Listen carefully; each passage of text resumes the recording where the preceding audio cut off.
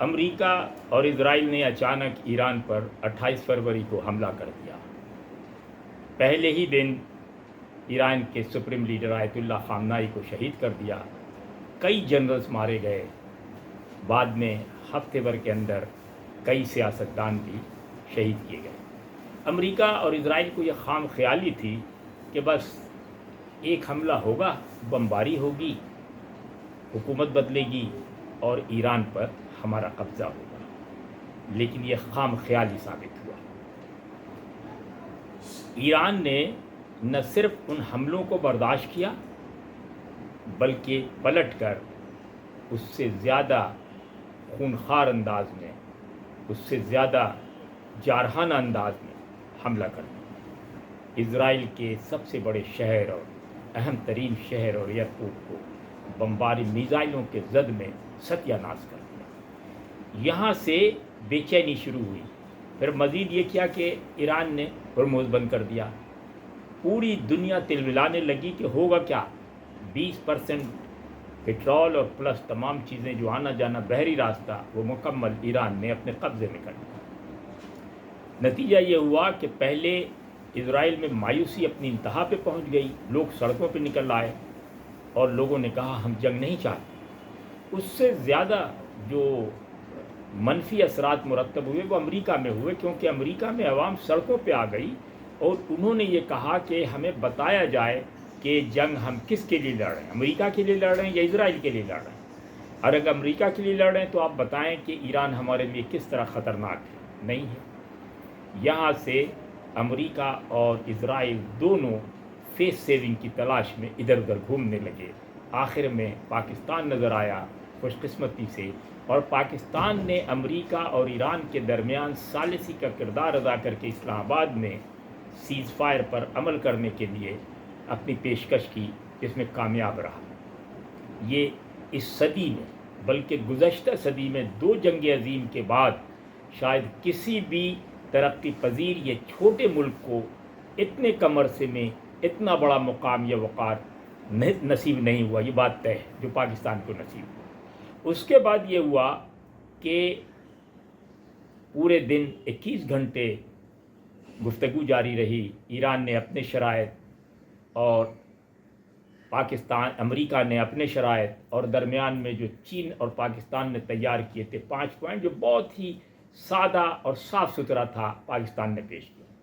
لیکن امریکہ کے نائب صدر جے ڈی وینس یہ کہہ کر واپس چلے گئے کہ ہم نے پوری کوشش کی، ایران سنجیدہ نہیں۔ ایران بھی واپس چلا گیا۔ امریکہ نے جانے کے بعد پھر دھمکیاں شروع کر دیں۔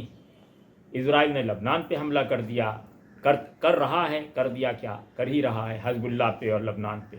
اور کئی دنوں انہوں نے ایران کے اعصاب کو ٹیسٹ کیا کہ سچ میں ان میں جان ہے یا وہ مان لیں گے۔ چند دنوں کے بعد امریکہ اسرائیل کو اندازہ ہوا کہ ایران اب طے کر چکا ہے کہ جنگ یا مکمل امن، یا ہماری فتح یا ہماری موت۔ اب دوبارہ ہلچل مچ رہی ہے پوری دنیا میں۔ پھر امریکہ نے ہرمز کو چاروں طرف سے گھیر لیا کہ ہم ایرانی پہرے کے بعد اپنا پہرا لگائیں گے، دنیا کو نہیں داخل ہونے دیں گے۔ پوری دنیا چیخ پڑی کہ بھائی پہلے ہی ایک عذاب میں ہے ایران کی وجہ سے، اب آپ مزید آ گئے۔ امریکہ کو اس میں بھی ناکامی ہوئی، نیٹو سے ناکامیابی ہوئی، یورپین کنٹریز سے ناکامی ہوئی، یہاں تک کہ صدر کینیڈا کے وزیر اعظم نے یہاں تک کہہ دیا کہ جو ہم $1 میں 70 پیسے امریکہ کو اپنی حفاظت کے لیے دیتے، آج سے بند، ہم نہیں دیں گے، اب ہم اپنی حفاظت خود کریں گے۔ یہ امریکہ کے لیے بہت بڑا سیٹ بیک تھا۔ دوسری طرف پوری دنیا میں نئی ایک جنگ شروع ہوئی، کرنسی کی جنگ۔ کیا دنیا میں اب ڈالر میں تجارت ضرورت ہے یا نہیں؟ یوان میں بھی ہو سکتا ہے، ہم کہتے ہیں روپے میں بھی ہو سکتا ہے، روبیل میں بھی ہو سکتا ہے۔ یہ بہت بڑا آپ سمجھے معاشی خنجر ہے جو امریکہ کی پسلی میں آہستہ آہستہ گھونپا جا رہا ہے۔ اب نتیجہ یہ ہے کہ امریکہ نے دوبارہ اعلان کیا، صدر ٹرمپ نے، کہ ہم جنگ بندی کے لیے تیار ہیں۔ اور مجھے نہیں پتہ صحیح کہ اسی حوالے سے یا کسی اور حوالے سے کہا تو جاتا ہے کہ ٹرکی میں انطالیہ کی جو کانفرنس ہے اس میں ہمارے وزیر اعظم گئے ہیں، لیکن پہلے سعودی عرب گئے ہیں۔ اور آج ہی ادھر ہم نے دیکھا ٹی وی اور اخبارات میں کہ ہمارے آرمی چیف ایران گئے ہوئے ہیں۔ اچھا، اب سوال یہ ہے کہ آرمی چیف کا ایران جانا اور ان کا سعودی عرب جانا اس بات کی گواہی ہے کہ پاکستان کو ایک موقع پھر مل رہا ہے ثالثی کا، جس کے بعد ممکن ہے کہ جنگ رک جائے۔